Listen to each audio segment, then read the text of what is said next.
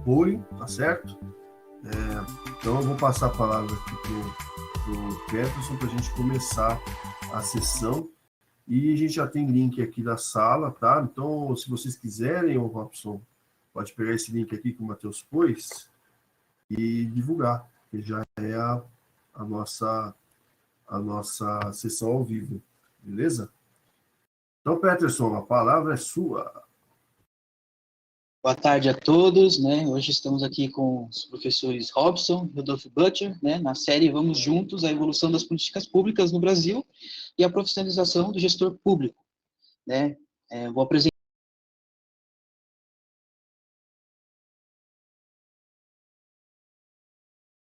agora o professor Rodolfo Butcher, né?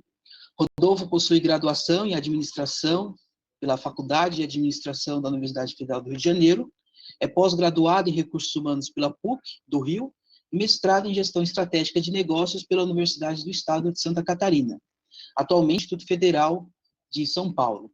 Tem experiência na área de administração, com ênfase em administração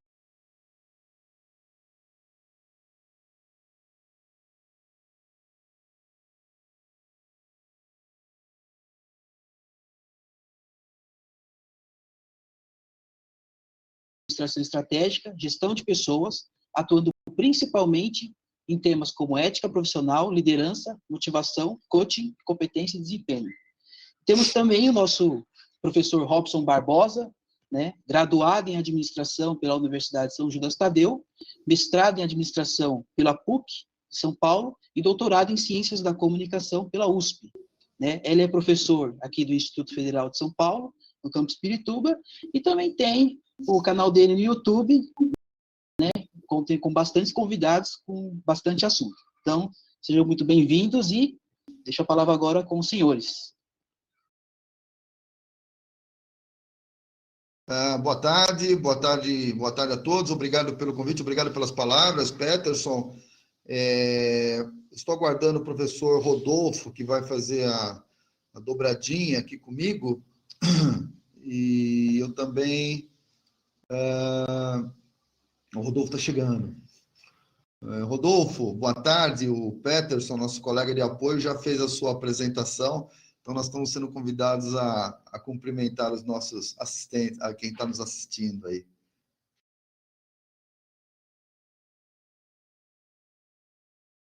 Rodolfo?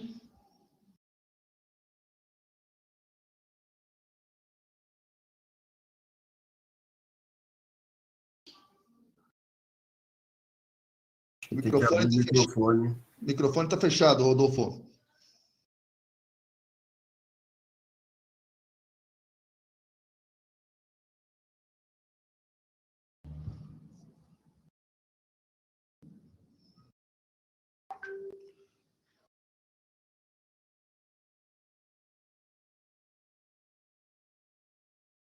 Realmente está fechado o microfone do Rodolfo. Rodolfo, acho que você tem que mexer nos botõezinhos aqui embaixo, tá vendo? Tem um microfone, e o outro. Será que é uma questão de abrir? Não é, né? Porque está aberta, porque eu acho que na hora de entrar, Rodolfo, você tem que entrar e dizer que não vai só ouvir, você vai ouvir e falar. Você tem que sair e entrar de novo.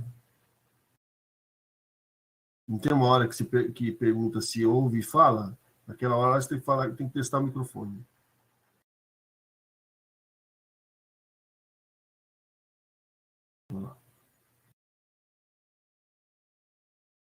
Show de bola.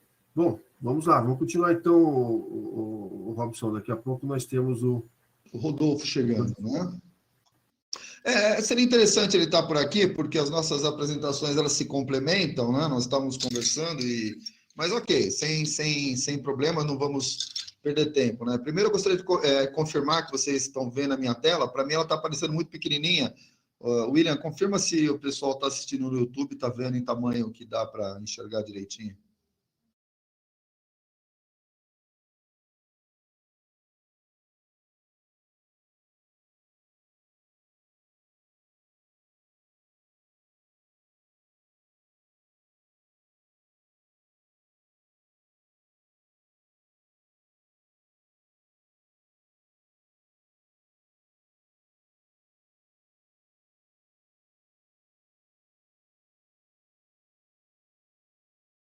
O Rodolfo está de volta e está dando para ver sim, tá? O Rodolfo, vamos testar o microfone agora.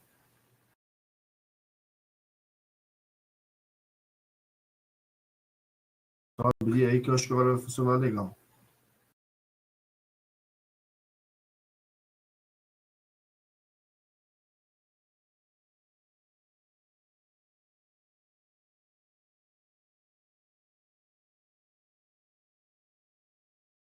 Agora o Robson que está com o microfone fechado.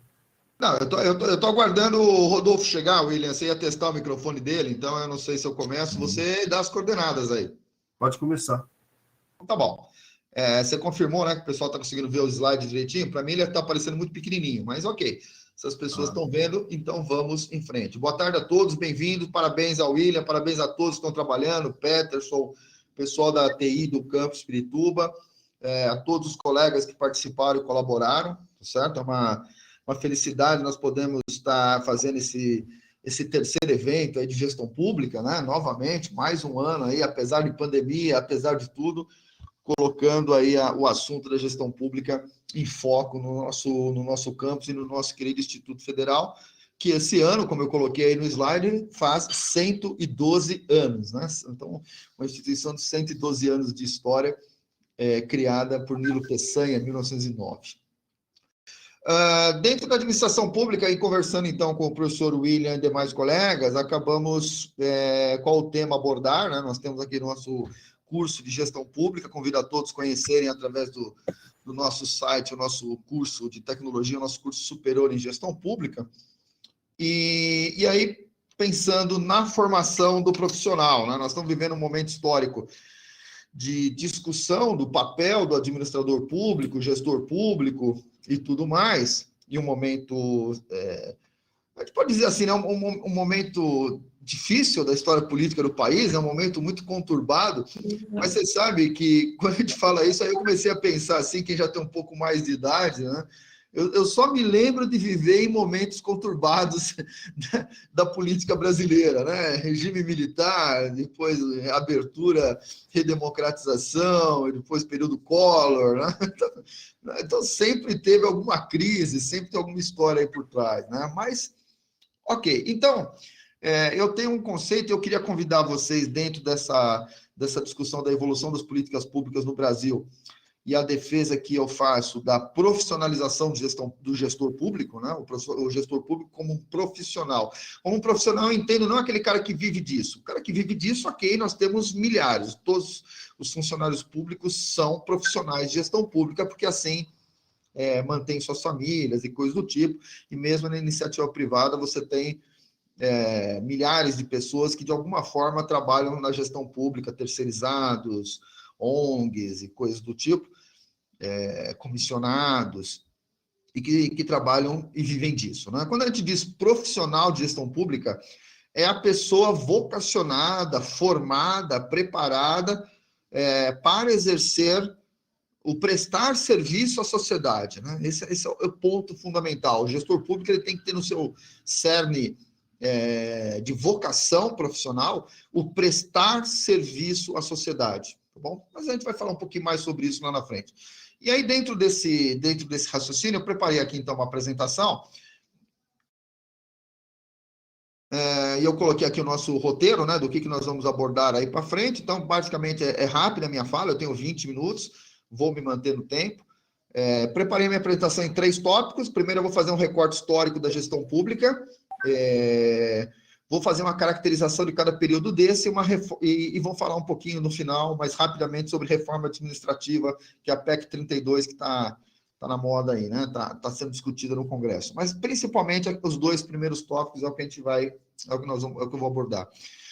Já aviso que esse recorte histórico que eu vou fazer não é um recorte histórico nos moldes dos historiadores, tá bom? Então, não peçam esse comprometimento comigo, né? O recorte histórico que eu fiz é a partir de uma visão de profissional que estuda gestão pública, e o recorte histórico que eu fiz foi enxergando períodos históricos do Brasil, dentro desses 20 minutos que nós temos aqui, e períodos históricos do Brasil que caracterizam determinados modelos de gestão pública e que esse modelo de gestão pública, então, nos fez chegar até os dias de hoje. Então, esse é o raciocínio que eu quero que vocês acompanhem comigo nos próximos minutos. Não é? Então, eu coloquei aqui. Então, a definição dos períodos se deu, eu fiz por caracterização em comum da forma como a gestão pública era praticada, e não outros modelos. Né? Então, não cobrem, por exemplo, mas o historiador separa a história do Brasil em outros pontos e tal. Ok, sem problemas. Né? A minha visão foi, eu identifiquei a história do Brasil e eu justifico, né, que essa evolução histórica da gestão pública no Brasil, ela trouxe consequências que nós vivemos hoje. E é esse ponto que eu queria trazer para vocês. Né? Então, dentro dessa visão de enxergar o recorte histórico a partir da forma como a gestão pública era praticada, ou características principais, né? Eu separei em 3 períodos, até para ser bastante sucinto na minha apresentação e não tomar tempo dos colegas. Né? Então, quais são os 3 períodos? Eu vou dizer assim, olha, nós tivemos um período de administração pública que eu chamei de período antigo. Né? Note que esse nome não é usado por historiadores, é apenas um nome que eu estou usando na minha apresentação, né? Não há nenhuma denotação, não há nenhum preconceito, nenhuma adjetivação para isso, é apenas período antigo. Então, que eu considero que a administração pública no Brasil, no que eu estou chamando de período antigo, compreende o período de Brasil colônia, império e Brasil sede da coroa, né? Com a vinda da família real para o Brasil. Depois o Brasil entra num período moderno, que eu estou colocando nesse pacote o período da República, a Era Vargas e o período JK. Né? Então, esses 3 períodos eu chamo de período moderno da administração pública e chamo de período contemporâneo, regime militar e redemocratização. Né? E eu vou falar um pouquinho das minhas impressões sobre esses 3 períodos rapidamente. Bom, a premissa que eu estou trabalhando nessa apresentação, né, eu coloquei aqui o passado, o presente, né, a premissa é que nossa forma de pensar, né, a nossa brasileira forma de pensar a administração pública é um resultado histórico e cultural, certo? Então, essa é uma abordagem comum de sociólogos, cientistas políticos, né? O homem atual, ele é fruto de fatos passados, culturas e vidas e fenômenos, então eu estou usando esse raciocínio, né? Então, a premissa é que a nossa forma de pensar a administração pública ela é resultado da história e da nossa cultura. Então, por isso, esse recorte histórico. Né? O como pensamos, o fazer administração pública molda nossas vontades e propostas e, consequentemente, nossos governos. Né? Então, note esse caminhar que é a minha visão da apresentação. Né? Primeiro, que os fatos históricos, eles geraram uma maneira do brasileiro pensar a gestão pública. E essa maneira do brasileiro pensar a gestão pública, ela se reflete nas eleições. E eu vou mostrar isso na minha visão aí para frente. É claro que isso é uma hipótese, pode ser questionada, pessoas podem não concordar, né? Mas é o que eu gostaria de passar para vocês hoje, uma visão. Não é? Então, o nosso histórico nos faz pensar na administração pública de uma determinada maneira.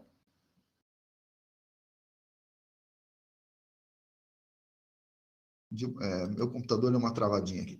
De uma determinada maneira, e a maneira como nós pensamos a administração pública acaba se refletindo nos nossos governos. Né? Então, essa é a sequência, tá certo? E tem 1 e tem 2, e aí gera a hipótese, né? Que o brasileiro gosta de gestão pública personalista e centralizada. E aí isso acaba se refletindo nas nossas eleições e no nosso modelo de fazer gestão pública. Né? Modelos sempre personalistas, baseados em pessoas, em personalidades, né? E sempre de forma centralizada. Então, essa é a minha hipótese. Então, vamos lá. Né? Então, os 3 recortes. O primeiro que eu chamei de período antigo da administração pública, que compreende o Brasil como colônia. O Brasil, ele tem uma história lindíssima, uma história sui generis, diferente de outras colônias ao redor do mundo. O Brasil, apesar de nós sempre pensarmos no Brasil como colônia, né? Há questionamentos contemporâneos de historiadores de que talvez Dom João não pensasse no Brasil tão colônia assim, apesar de ser uma colônia, né? Começa que, por exemplo, há muitos relatos e cartas de Dom João dizendo que o Brasil era o futuro, né? Parece que há um resgate de um pensamento de que Dom João, talvez vendo que Portugal, um país tão pequeno, né, ele sempre imaginava que o futuro de Portugal seria o Brasil, né? Então, enxergando o Brasil não como uma colônia, mas como uma extensão de Portugal. Inclusive, isso se reflete no fato de que os nascidos aqui no Brasil eram batizados como eram portugueses, né? Portugueses nascidos no Brasil, né? E não nascidos numa colônia, né? A ideia é que Portugal enxergava o Brasil como o futuro mesmo, né? Então, começa, então, pelo modelo das capitanias hereditárias. Note que já a primeira administração pública no nosso país é uma administração centralizada. Alguém poderia dizer, bom, mas, professor, foi dividido em capitanias, isso não é centralização? Mais ou menos. Todas as capitanias respondiam a Portugal. Não é? Então, não havia regiões, né? Não, as capitanias elas respondiam diretamente a Portugal. Depois do modelo das capitanias, veio o governo Tomé de Sousa, muito conturbado, muito questionado, também um governo de centralização, né? O que se mantinha em Portugal, por exemplo? O Brasil não podia ter universidades, todos os tribunais, as demandas jurídicas eram resolvidas na coroa, eram resolvidas em Portugal, né? Então, o Brasil, a gestão pública, ela tinha esse fenômeno de estar presente no Brasil colônia, porém, ela respondia diretamente a Portugal, né? Então, era uma administração pública que nasce centralizada. E mais, né, do que eu falei ali atrás, centralização e personificação, ela nasce centralizada e centralizada na coroa, na figura do imperador. É interessante que, aí dentro da minha hipótese, é que essa imagem do imperador, ela persegue, né? Ela persiste no imaginário brasileiro, né? É uma provocação que eu estou fazendo aqui, né? Então, era a centralização das universidades, da formação dos profissionais. Então, apesar que a coroa portuguesa permitia a participação de nativos, né, de brasileiros, de portugueses nascidos no Brasil na administração pública, esses brasileiros precisavam ir até Coimbra, precisavam ir até Lisboa para fazer universidade, para se formar. Eles não eram formados aqui. Então, a ideia é que esses brasileiros, esses portugueses nascidos no Brasil, iam ter a sua formação em Portugal e depois voltavam para fazer a administração pública, né? Interessante esse modelo, que difere do modelo de colonização espanhola, né? Onde você tinha os administradores principalmente vindos diretamente da coroa espanhola. Oi? Esqueci completamente. Tudo bem? Posso continuar, William? Eu estou com o microfone aberto. Tá, ok. Acho que alguém entrou na sala de microfone aberto aí. Ok. Então, quais eram os principais focos da colônia, né? O foco da colônia é a defesa do território, então a integralidade do território para a coroa portuguesa, né? Território único, coroa única, centralização e integração dos índios, né? Trazer os índios para o modelo de catequização, integração, e aí os casamentos, né? E a formação do que eles chamam de um povo brasileiro, né? E a história é bem conhecida, né? Tivemos forte participação do papel dos jesuítas, que vêm para cá fazer essa parte de catequização, e notem que, novamente, a questão da centralização, o Brasil todo, toda a administração da igreja no Brasil tinha um bispo único, era administrado por um bispo único, você não tinha divisões episcopais no nosso país, né? Então, desde a formação do Brasil, essa administração centralizada, né? Muitos alunos, às vezes, conversam com a gente ou comentam, né, sobre as diferenças dos Estados Unidos, né, que tem essa visão bem mais descentralizada. Por que é difícil descentralizar no Brasil? Então, a minha hipótese é que isso está na nossa cultura. Não estou dizendo que é impossível mudar, né? Mas estou só tentando entender por que o fenômeno é assim, e aí eu entendo eleições, entendo, por exemplo, o Brasil hoje, ok? Foco na defesa do território, né? Forte papel de jesuítas, e talvez o Brasil, talvez não, né? O Brasil foi o único caso no mundo onde uma colônia se torna sede do império, né? Então, quando a invasão de Portugal, lá, história conhecida, né, por Napoleão, e Dom João vem para o Brasil, ocorre um fenômeno único na história, né? Que é quando o Brasil passa a ser a sede da coroa do Império do Reino Unido, Brasil, Portugal e Algarve, né? Então, note que quando a coroa vem para cá, aí aquele desejo talvez do português nascido no Brasil, né, de que a coroa está tão longe, a coroa... Não, agora o rei está aqui, né? Então, nós passamos a ser sede da coroa e assim foi por um bom período, né? E isso reforça na cultura do brasileiro a personificação do imperador e a centralização da administração. Então, essa é a minha hipótese de como é que nós estamos formando essa cultura dobradinha da gestão pública, personalização, centralização. Essa é a minha hipótese e eu estou tentando justificar isso a partir dessas análises. Depois você entra no período que eu chamei de moderno, que é quando passa o período de coroa, colônia, sede da coroa e tudo mais. Coloquei tudo num grande pacote para não me estender demais, né? Estou fazendo um recorte bem curto aqui. E nós entramos no modelo moderno, né, da República, tá certo? A proclamação da República, depois era Vargas e JK. Então, o que nós percebemos? Que o primeiro período da República é um período de instabilidade, de presidentes que não tem aquela participação significativa, não tem, apesar de serem eleitos, né, não tem uma participação popular. E aí nós entramos o quê? Novamente, percebam como o imaginário da personalização e centralização, ele vai para a República, né? Eu coloquei aqui assim, ó, começo da República, instabilidade política, depois você vem para a personificação do líder na era Vargas, né? E aí eu estou fazendo uma brincadeira, estou fazendo uma provocação com a nossa audiência aqui, né? O Getúlio Vargas é o novo imperador, né?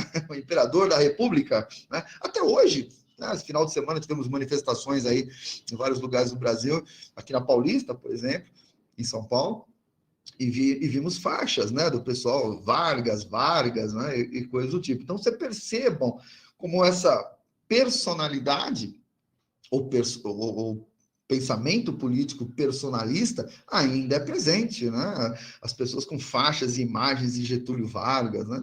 Não vou entrar no mérito dos governos, foram ditadores, não foram, levaram o país a uma revolução.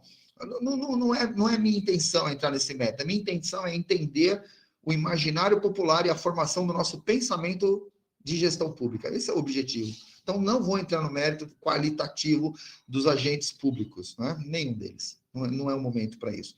Mas a provocação está aí, né? O Vargas seria um novo imperador, o imperador da República, né? Então, nesse período, né, chamado período moderno, nós temos, e que traz até hoje, praticamente, uma política passional. O que é a política passional? A política voltada pelas paixões. Eu amo aquele indivíduo, eu gosto daquele político, eu quero aquele político, não importa se ele tem problemas, não tem problemas, se tem problemas de corrupção ou não, se ele tem problemas de democracia ou não, né? Não estou citando nome, não estou citando nada, mas a característica da política passional. As pessoas gostam, você vê que os nossos partidos são partidos relativamente fracos, né? Não temos partidos fortes. Talvez o Partido dos Trabalhadores, talvez não, o Partido dos Trabalhadores, o PT, é o único partido que eu considero que é um partido realmente como um partido, né? Ele tem militantes partidários. Os outros partidos não. Os outros partidos são personalistas, né? As pessoas vão a partir dos indivíduos.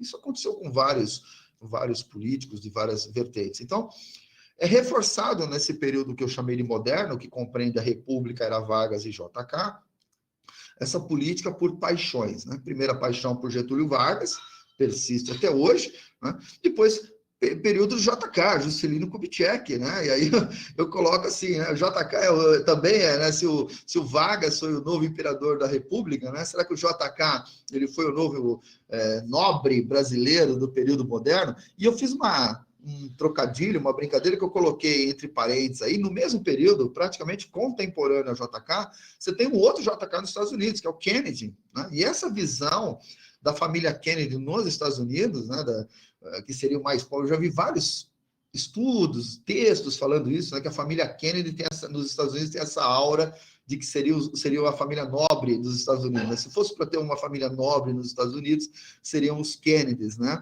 Que também são JK, olha que coincidência, né? O JK lá e o JK aqui também. E, novamente, você tem a personalização e a política por paixão, né? Com o JK, com o Vargas e depois com o JK.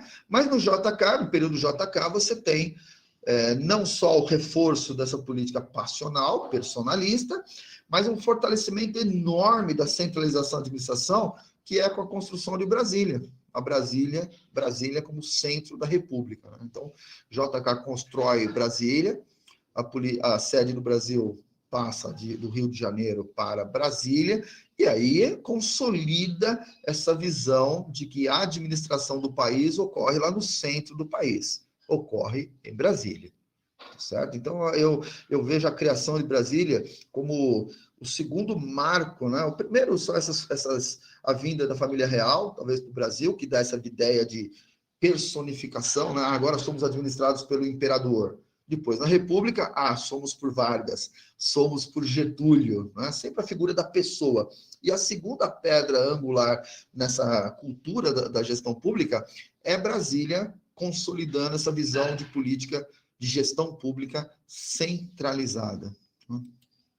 E aí entramos no período contemporâneo, então aí entra com o regime militar, novamente a centralização, claro, nada melhor do que os militares para fazer centralização de poder, né? Então o regime militar fortalece a centralização de poder e fortalece a imagem do comandante. Novamente, não estou entrando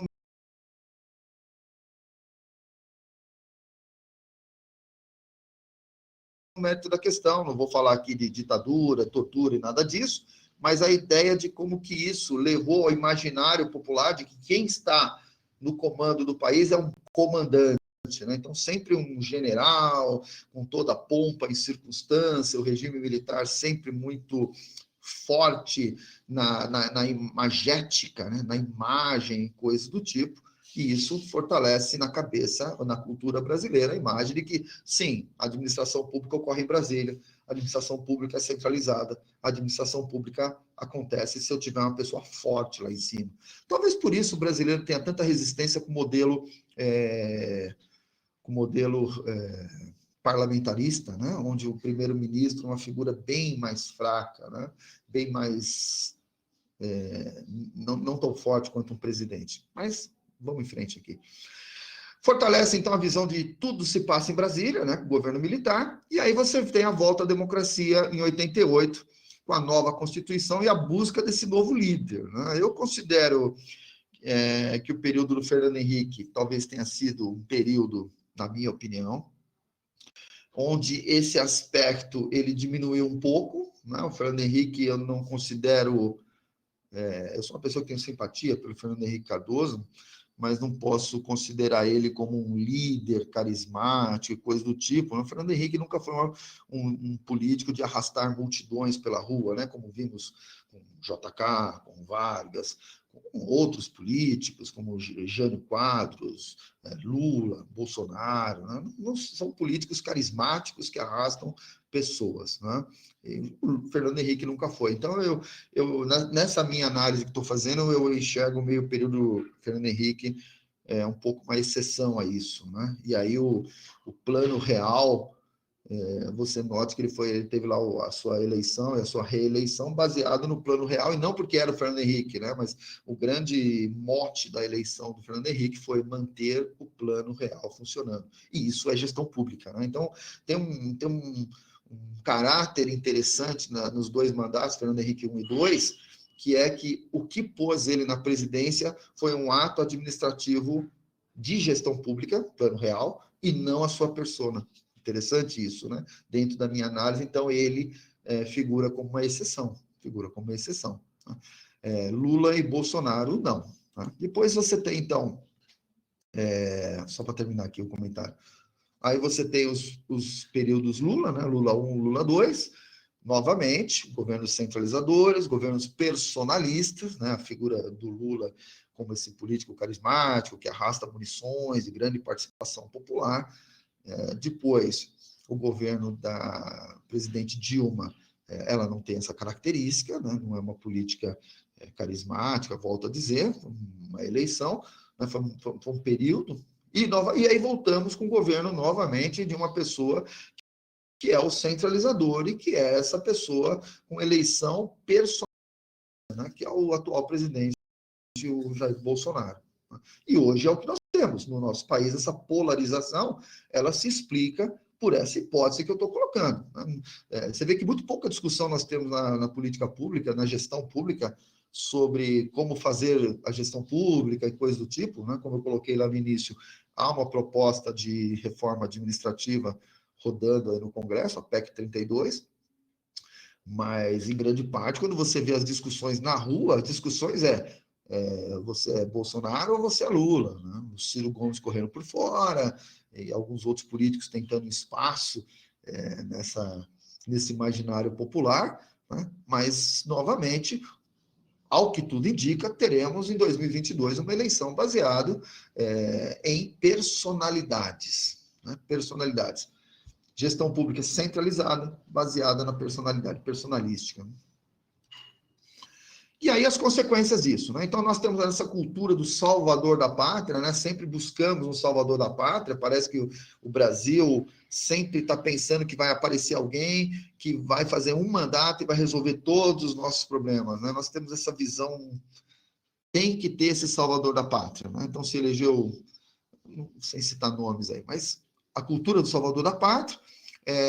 Nós temos isso também, né? Já que eu sou tão personalista, nós temos uma tendência, e as políticas, a política feita pela paixão, né, ela nos torna um pouco tolerantes com a ilegalidade, né? Você conversa, novamente, não estou me referindo a nenhum político específico, mas o brasileiro ele é um pouco tolerante, né? Nós realmente não temos como prioridade, por exemplo, o combate à corrupção e coisas do tipo.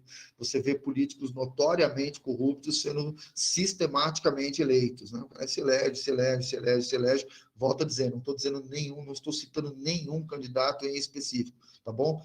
Nem de presidente, nem nada disso, né? Mas você pega o Congresso, você pega os vereadores, você pega os deputados, né? Então você tem políticos que têm históricos não muito bons jurídicos, e eles sistematicamente são eleitos, né? Por que isso acontece? Porque a nossa política é baseada nas paixões, e quando você está apaixonado, aí os defeitos da pessoa têm pouca importância. Não tem problema, né? Lembra, se falava de um político antigo, ele rouba, mas faz, né? Não tem problema, né? Então é esse tipo de situação, né? Que o brasileiro nós vamos precisar trabalhar isso, né? Nós vamos precisar trabalhar isso, né? Que mais? Então, tolerância com a ilegalidade, né? Várias ilegalidades. São políticos sempre personalistas, os políticos estão sempre tentando fortalecer a sua personalidade. Nós temos pouco espaço para políticos técnicos, políticos profissionais, por assim dizer.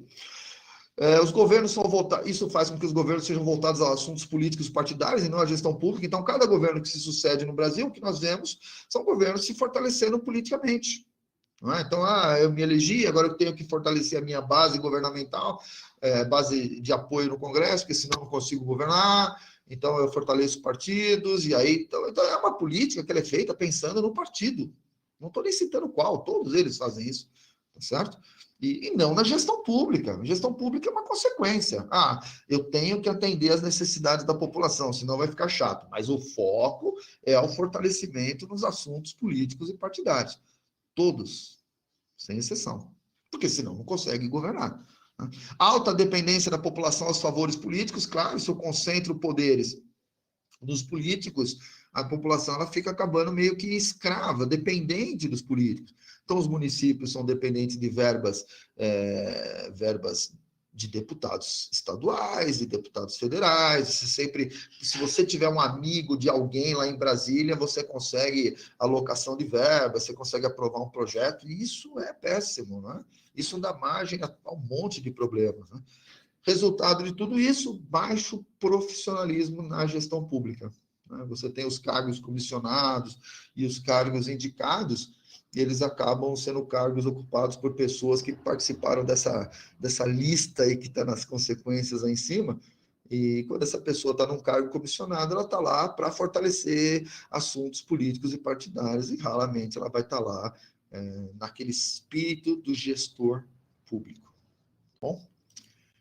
E é isso que eu queria, essa era a minha apresentação, era isso que eu queria passar para vocês, tá? Meu contato, né? Professor robson@fsp.edu.br, convido a todos a assistirem as nossas séries de vídeo do Vamos Juntos, que está no meu canal prof.robsonif, é um canal não monetizável, né? Não tem foco financeiro, mas tem entrevistas lá bem interessantes, eu convido a todos aí, tá bom?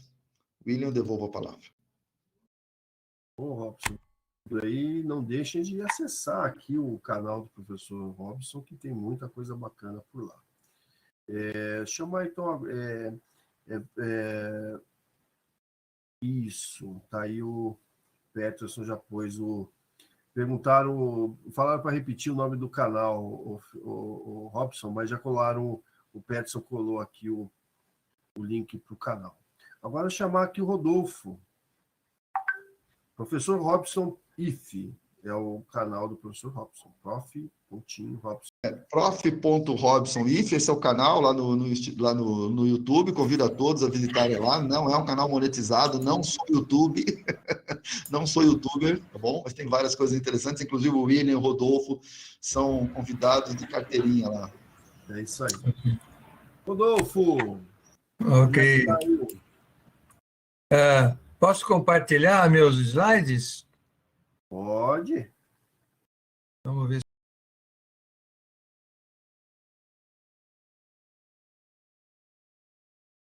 se eu consigo compartilhar aqui.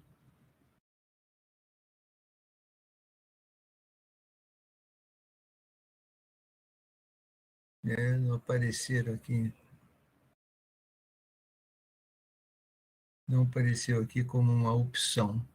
Mas não faz mal. Então, É porque são 3 coisas ali, né? Você tem a guia, a tela inteira e não sei o quê. Eu acho que é nesse não sei o que você tem que escolher.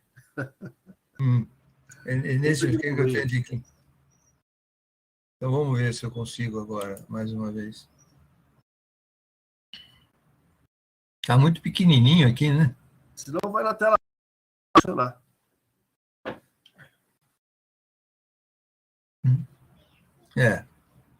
Não estou conseguindo, não. Faz mal. Vocês não têm os slides aí, eu mandei para vocês, mas de qualquer jeito, vamos... Mandou, né? Se eu conseguir aqui, eu compartilho. Tá ok. Mas aí eu tenho que te tirar de apresentador, né? Não sei se... Não tem problema. Vai falando aí que a gente vê o que a gente faz aqui. Ok. Então, bom, dentro da série, né, Vamos Juntos, eu vou falar alguma coisinha de que eu aprendi sobre a evolução das políticas públicas no Brasil e a profissionalização do gestor público. Primeiro, eu gostaria de contar a minha experiência, certo? Eu, com 60 anos de idade, estava com dificuldade de conseguir colocação na vida privada, detestava o serviço público, eu tinha 1000 preconceitos com relação ao serviço público. Não posso reclamar da minha vida na vida privada, porque foi uma excelente experiência, né? Cheguei a gerente de recursos humanos, então estava bastante satisfeito com a minha gestão na vida privada. Mas, face a não, né, possibilidade de arranjar um trabalho na vida privada, eu tentei o serviço público, né, com muito desânimo. O meu começo no serviço público foi muito desanimado. Eu achava que só ia encontrar gente que não queria nada fora do Brasil e não queria trabalhar, certo? Então, esses preconceitos, não demorou uma semana para eu perder esses preconceitos, né?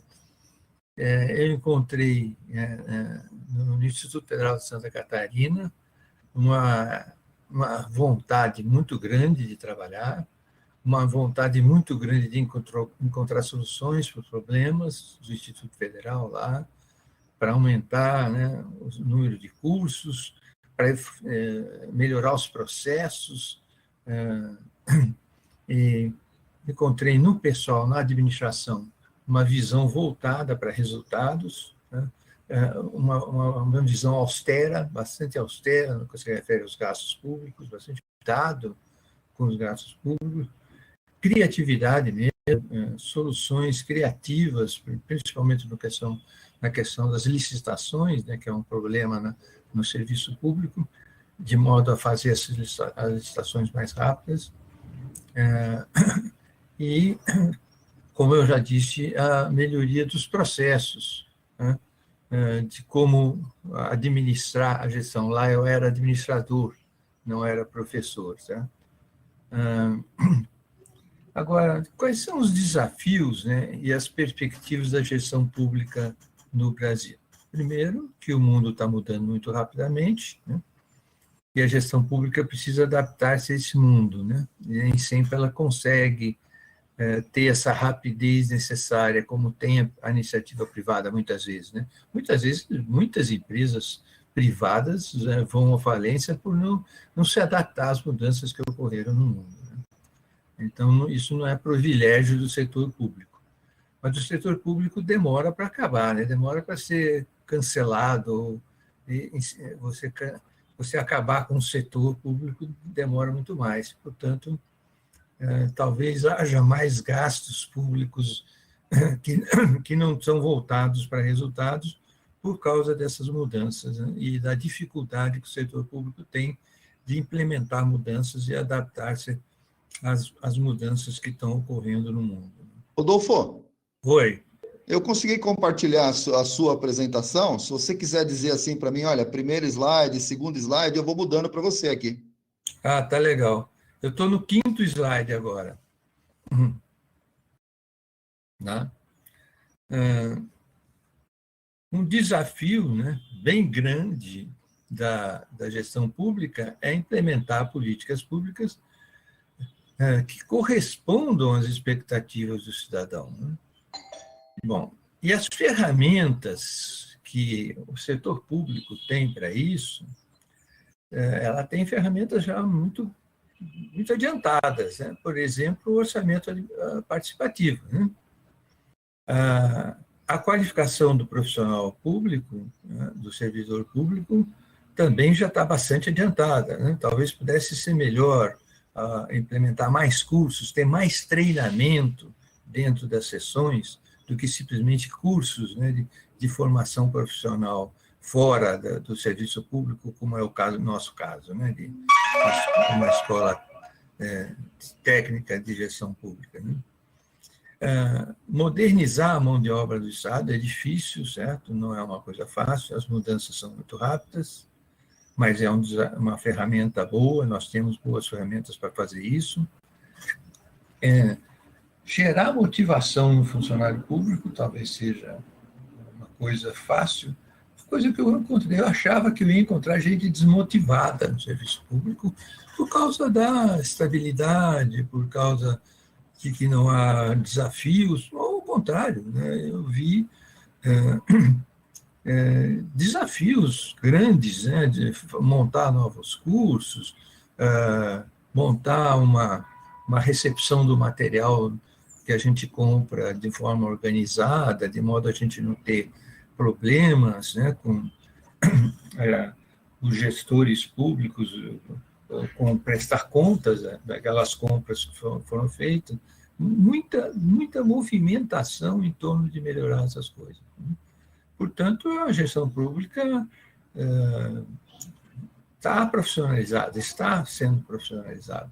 Então, o trabalho que é feito dentro da gestão pública não é muito diferente do que deve ser feito dentro de uma administração privada. A tecnologia da informação, certo? Acho que o setor público aprendeu a trabalhar com isso já, né? Talvez tenha demorado um pouco mais do que a empresa privada, mas já usa essa ferramenta com modernização do setor público. No slide 6, Robson, certo? Eu vou fazer uma história, né, um pouco diferente da sua, no que se refere a como cresceu o Estado brasileiro, o que é o Estado brasileiro, né?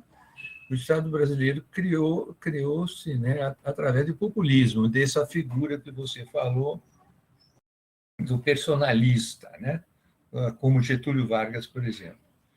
E o Estado brasileiro, a gente pode considerar ele um Estado de welfare state, um Estado que procura o bem-estar da população. Isso não quer dizer que a gente tenha toda a população com bem-estar, desde as nossas favelas aí, e o nível de pobreza que nós temos. Mas se você pegar o nosso Estado, é um Estado grande, é um Estado que tem muitos setores públicos trabalhando para o bem-estar da sociedade. A Constituição, isso começou com Getúlio começou as primeiras leis trabalhistas, né, de proteção ao trabalhador, por exemplo, começou Getúlio, a primeira escola técnica, que seria uma escola, estava dentro da filosofia do Estado do bem-estar social, né? A nossa escola pública começou até antes de Getúlio, né? Então, desde muito tempo, nós optamos pelo welfare state, né? E consolidou-se tudo isso com a Constituição de 1988. A Constituição de 1988 declarou, né, só não fala com essas palavras, mas fala que o Estado brasileiro é um Estado que tem responsabilidade de criar o bem-estar na sociedade. É responsável por isso, por saúde, por distribuição de renda, por criar trabalho, né, por não deixar o desemprego, por não deixar a economia entrar em crise, para dar escola, certo? Essas são as características do estado do bem-estar social, né? O contrário do bem-estar social seria poucos países no mundo têm o chamado estado mínimo, isso é, o estado é mínimo, é uma pequena área, né, que não tem responsabilidade nenhuma com relação a criar o bem-estar dos seus habitantes. Talvez o exemplo mais próximo disso seja os Estados Unidos, né? Mas, mesmo assim, os Estados Unidos têm criado, a partir da Segunda Guerra Mundial, algumas políticas do Estado de bem-estar social, né? Como, por exemplo, o Obamacare, né? Que foi parcialmente desmontado agora pelo Trump, né? No momento atual, no Brasil... Rodolfo, vou pedir para você agora concluir em 5, tá? Oi? Concluir em 5 minutos. Nossa sessão se encerra às 5. Tá ok. Tá no momento atual, a gente vê o contrário, né? A gente vê um ataque a esse estado do bem-estar social. Um estado um ataque bastante grande. A reforma fiscal, as privatizações, a reforma administrativa, a reforma trabalhista, né, ocorrida no governo Temer, indica, certo, uma ida para um lado contrário com isso, né? E tem opções dentro do welfare state, tem opções como, por exemplo, as parcerias público-privadas, de modo a conviver, certo? Conviver melhor com um Estado menor, né? Mas, assim mesmo, voltado, certo, para o bem-estar das pessoas, certo? E também tem, dentro do movimento das empresas, existe um movimento dentro das empresas, grande, não é só no Brasil, no mundo, que acha que o Estado não é responsável por tudo, que elas teriam de responsabilidade também como welfare state, né? Tem uma entidade que tem mais de 160 países que se reúne em Genebra todo ano, e eles estão discutindo essa responsabilidade das empresas com relação ao bem-estar da sociedade.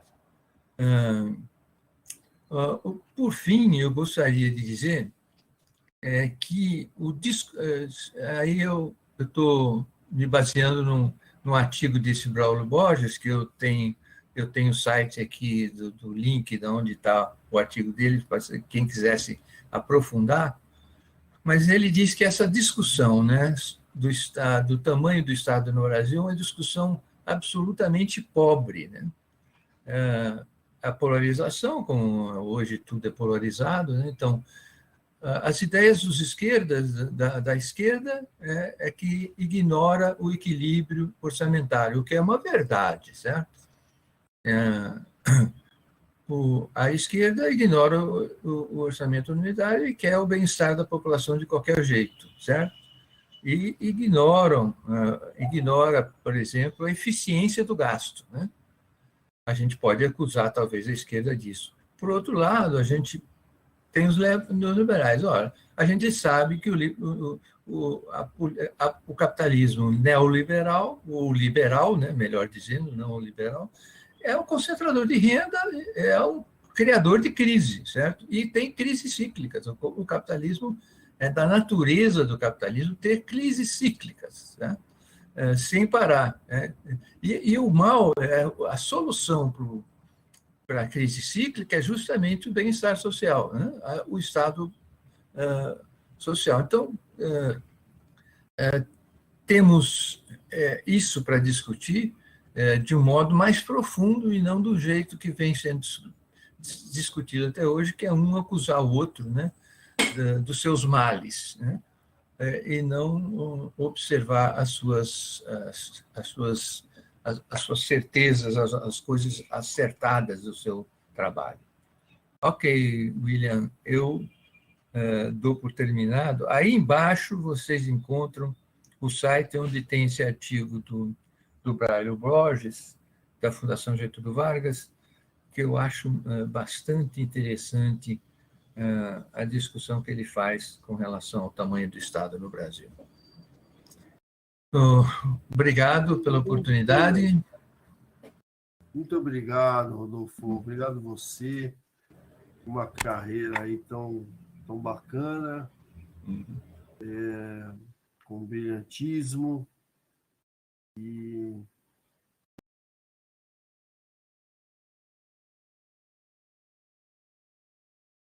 dividiu com a gente tanta coisa, né? Pessoal, a gente tem aqui um espaço para não muitas perguntas, mas algumas perguntas sim, tá? Eu vejo, se você tiver perguntas aqui, poste no nosso bate-papo público, tá?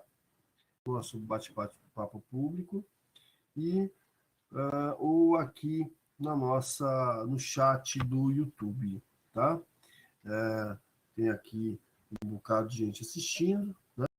Então, eu queria ouvir eu vou fazer uma pergunta, então. Aliás, está chegando uma aqui, da Giovana, né? Mas eu queria perguntar aqui para vocês, minha cachorrinha parece que quer também.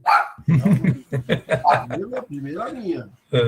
Isso, né? Então, eu queria, Rodolfo, que você, então, desse o seu veredito. Qual carreira te deu mais... onde você encontrou maior profissionalismo? No setor público ou no privado? Olha só, não pode ficar. Olha, para ser sincero, certo? A experiência minha foi em dois institutos federais, né? Santa Catarina e São Paulo. A diferença entre os dois era muito grande. Eu sugeri para muita gente, certo, que fizesse um benchmark com o Instituto Federal de Santa Catarina, que eu acho que a administração é bastante superior, certo? A nossa administração é muito voltada para a questão política, certo? Lá também era, certo? Todo mundo dentro do IFE, quase todo mundo, né, é petista, certo? E lá também não era diferente, não. Mas a diferença da administração entre os dois foi uma coisa que eu senti muito. Se eu comparar, então, o Instituto Federal de Santa Catarina com a administração privada, eu acho que é igual, né? Ou até melhor, né? A de do Instituto Federal. Melhor mesmo, né? Agora, a mesma coisa eu não posso dizer do Instituto de São Paulo, infelizmente.